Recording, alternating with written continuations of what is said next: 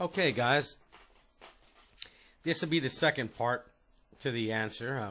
As I said in the other video, the aluminum video,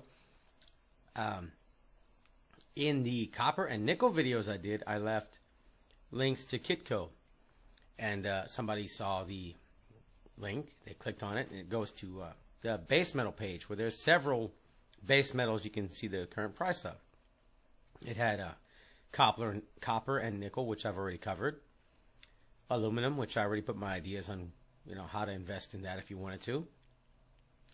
There was lead, which I don't recommend, guys, because it's cheap and it's toxic. I mean, I know you need it for batteries and, I guess bullets and stuff, but just because it's hazardous, I don't think it's a good idea to keep it around, especially when there's other metals that, you can make more off of. That wouldn't be hazardous to your health. And then, of course, uranium was on there, which you're not going to get that, so you can forget about that. It's not happening. And the last one would be zinc. Of course, there's titanium, but I mean, that you can get maybe in scrap. Titanium bullion is way, way, way over the value of the metal. If you buy aluminum, zinc, titanium, copper, or nickel, any of these industrial metals, if you buy them as ingots or bars, you've way overpaid. The price would have to go up several times over.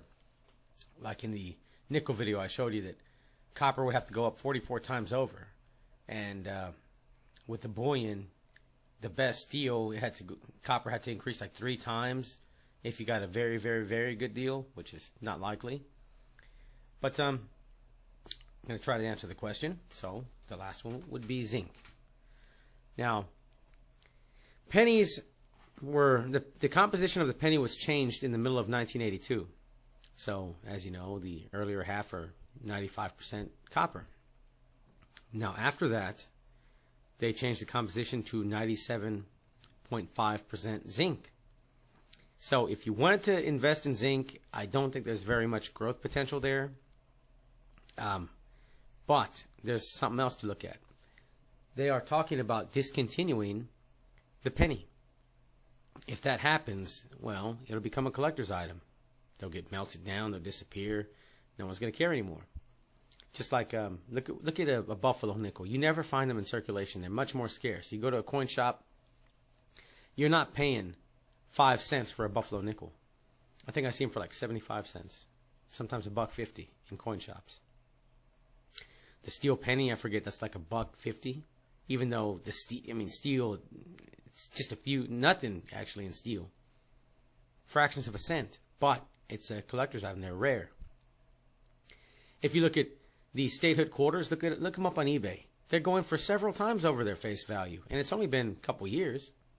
The original 50 state quarters, right? Because they're already starting to disappear. They're hoarded up, put aside. People make their own collections, and the prices already went up. So if you were to get, like, say I forget the Lincoln Life or Lincoln edition or whatever it's called, the stages of his life, Lincoln's life, then those you'd put aside. They made them just for a short amount of time, and they would go up in value because just their scarcity. And there you would be investing in zinc, but also more of a collector's item. That's where you've got the potential there. And maybe it won't do any good for you, but maybe your kids or grandkids, right? If somebody had a box of buffalo nickels, I mean, if you were to sell them off for what they're going for, you've done pretty good. That might happen here.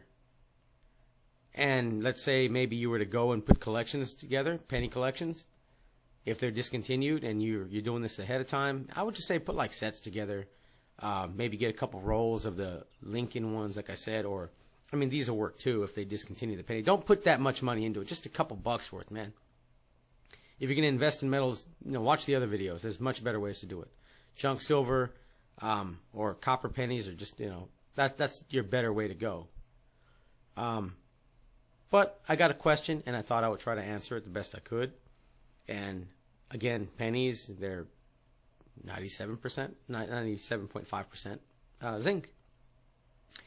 So not only are you investing in zinc if you really wanted to, but you're investing in a coin that may be discontinued and disappear like they did in Canada. That's where the potential lies, guys.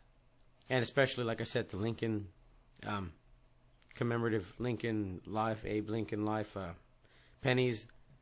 If anything, put a couple bucks worth of those aside. That might be worth something. The rest, not so much. Put that in the junk silver, guys. I've got videos on that. Anyway, like I said, I got a question. I wanted to answer it as best I could. I hope that helps you. You have a good one.